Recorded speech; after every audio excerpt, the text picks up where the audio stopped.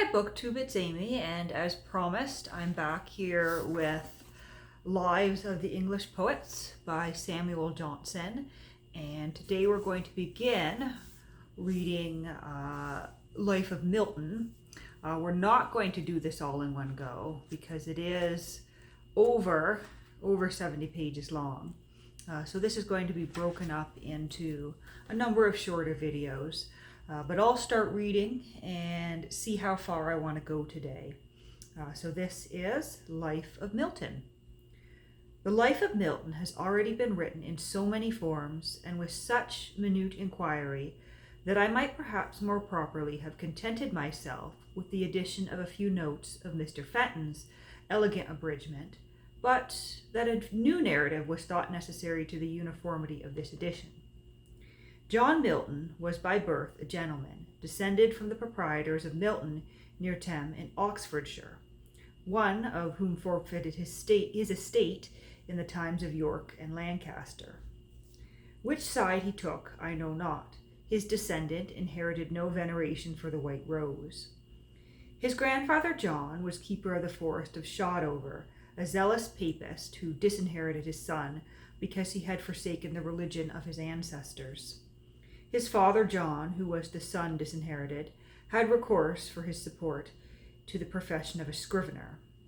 He was a man eminent for his skill in music, many of his compositions being still to be found, and his reputation in his profession was such that he grew rich and retired to an estate. He had probably more than common literature, as his son addresses him in one of his most elaborate Latin poems. He married a gentlewoman of the name of Caston, a Welsh family by whom he had two sons, John the poet and Christopher, who studied the law and adhered, as the law taught him, to the king's party, for which he was a while persecuted. But having by his brother's interest obtained permission to live in quiet, he supported himself so honorably by chamber practice that soon after the accession of King James, he was knighted and made a judge. But his constitution being too weak for business, he retired before any disreputable compliances became necessary. He had likewise a daughter Anne, whom he married with a considerable fortune to Edward Phillips, who came from Shrewsbury and rose in the Crown Office to be secondary. By him she had two sons, John and Edward, who were educated by the poet, and from whom is derived the only authentic account of his domestic manners. John the poet was born in his father's house at the Spread Eagle on Bread Street, December 9th, 1608, between 6 and 7 in the morning. His father appears to have been very solicitous about his education, for he was instructed at first by private tuition under the care of Thomas Young, who was afterwards chaplain to the English merchants at Hamburg, and of whom we have reason to think well, since his scholar considered him as worthy of an epistolary elegy. He was then sent to St. Paul's School under the care of Mr. Gill, and removed in the beginning of his 16th year to Christ's College in Cambridge, where he entered a sizar, a student who was paid by the college to do some menial work. February the 12th, 1624. He was at this time eminently skilled in the Latin tongue, and he himself, by annexing the dates to his first compositions, a boast of which the learned politician had given him an example, seems to commend the earliness of his own proficiency to the notice of posterity. But the products of his vernal fertility have been surpassed by many, and particularly by his contemporary Cowley. Of the powers of the mind, it is difficult to form an estimate. Many have excelled Milton in their first essays, who never rose to works like Paradise Lost. At 15, a date which he uses till he is 16, he translated or versified two psalms, 114 and 136, which he thought worthy of the public eye. But they raised no great expectations. They would, in any numerous school, have obtained praise, but not excited wonder.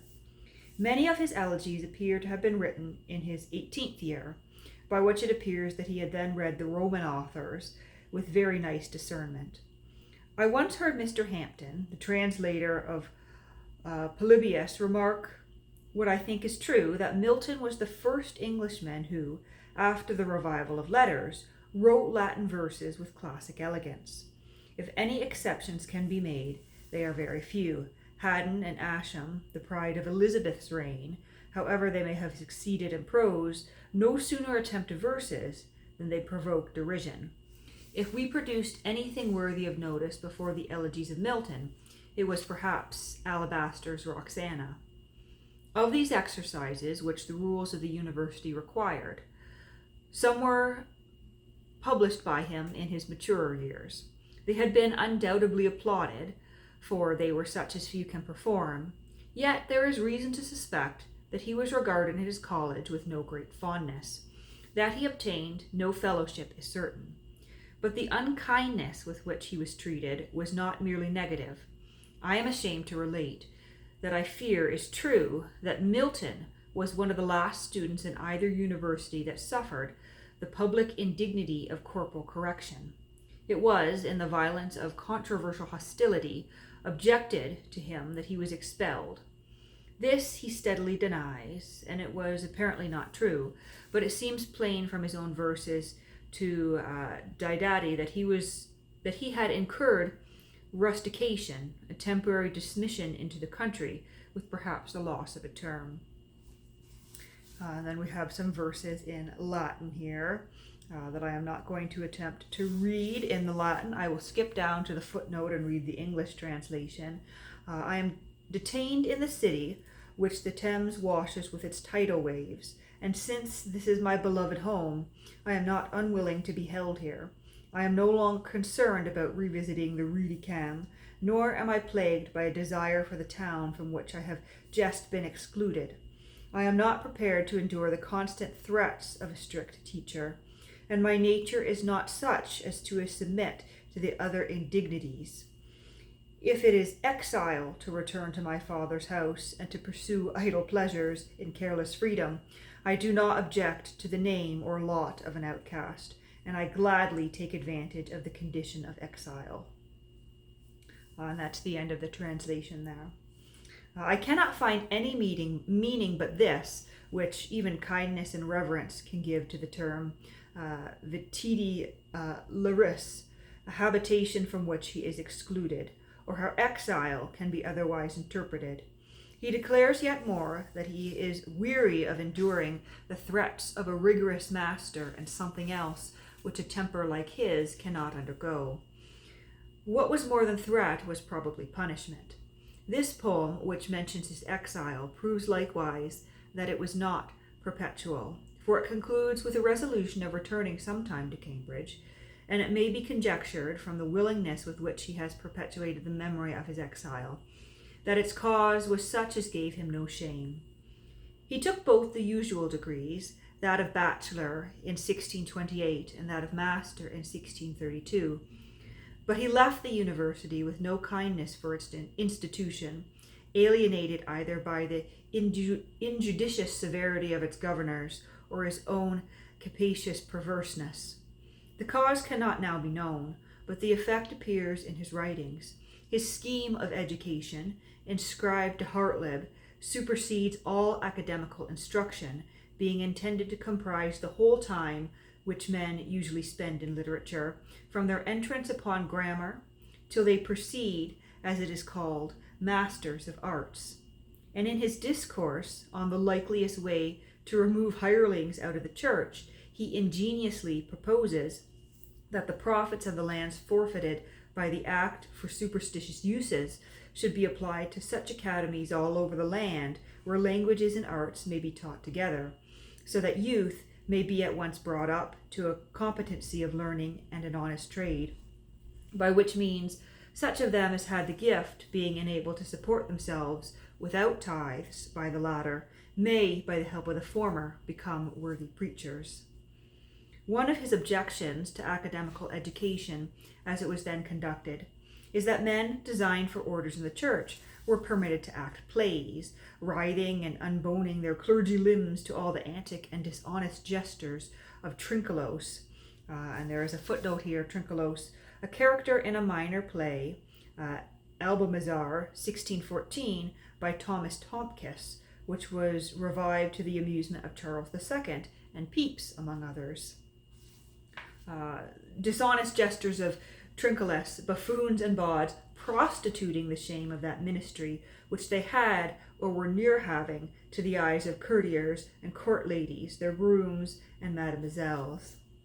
This is sufficiently peevish in a man who, when he mentions his exile from the college, relates with great luxuriance the compensation which the pleasures of the theatre afford him.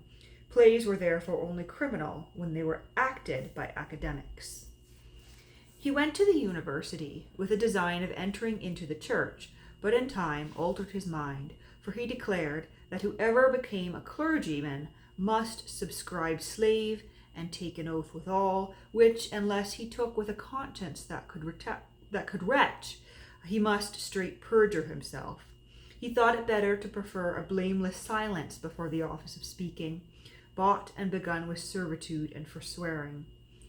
These expressions are, I find, applied to the subscription of the articles, but it seems more probable that they relate to canonical obedience. I know not any of the articles which seem to thwart his opinions, but the thought of obedience, whether canonical or civil, raised his indignation. His unwillingness to engage in the ministry, perhaps not yet advanced to a settled resolution of declining it, appears in a letter to one of his friends, who had reproved his suspended and dilatory life, which he seems to have imputed in an insatiable curiosity and fantastic luxury of various knowledge. To this he writes a cool and plausible answer, in which he endeavors to persuade him that the delay proceeds not from the delights of desultory study, but from the desire of obtaining more fitness for his task, and that he goes on, not taking thought of being late, so it give advantage to be more fit. When he left the university, he returned to his father, then residing at Horton in Buckinghamshire, with whom he lived 5 years, in which time he is said to have read all the Greek and Latin writers. With what limitations this universality is to be understood, who shall inform us? It might be supposed that he who read so much should have done nothing else. But Milton found time to write the Masque of Comus, which was presented at Ludlow, then the residence of the Lord President of Wales, in 1634, and had the honour of being acted by the Earl of Bridgewater's son and daughter. The fiction is derived from Homer's Circe, but we never can refuse to any modern the liberty of borrowing from Homer. And we have some lines here, just 2 lines here, and it looks like Latin again. Here is the translated footnote. From whom, as from an inexhaustible spring, the mouths of poets are sprinkled with the waters of inspiration.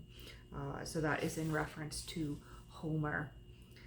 And I think we will pause there for today, having completed the start and worked our way through the account of his school days.